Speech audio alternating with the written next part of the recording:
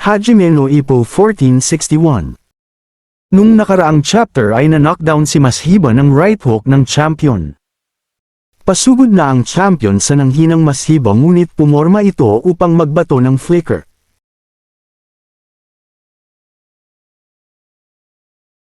Sunod-sunod ang flicker ni Mashiba pero hindi tumitigil ang champion sa pag-pressure.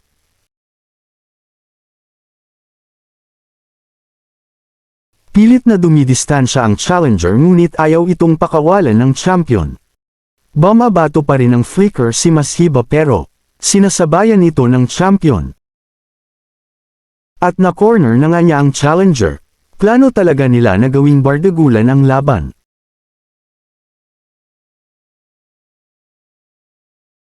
Sunod-sunod na rin ang banat ng champion at di makaalis ng corner ang challenger.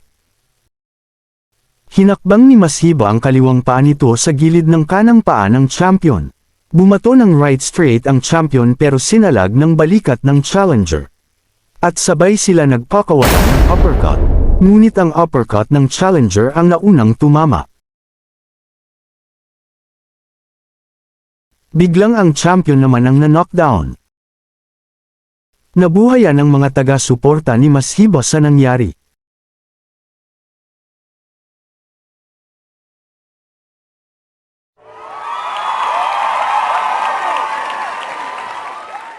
Nabaliktad din ang kumpiyansa ng bawat corner.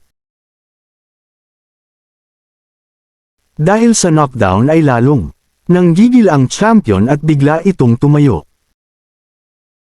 Halo-halong emosyon ang nararamdaman ng mga manunood dahil sa mga pangyayari.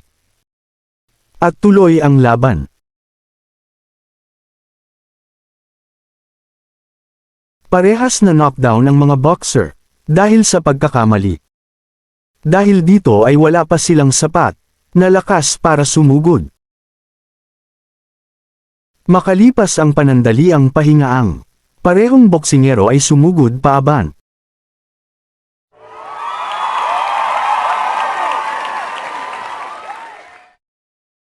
Sabay silang sumugod sa gitna ng ring at may balak ng tapusin ang laban.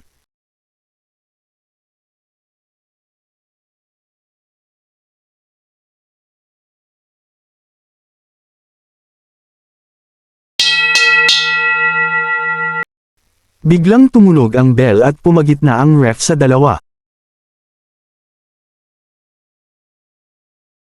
Sobrang tense ng laban pati sina Ippo at Kumi ay nawalan ng hininga.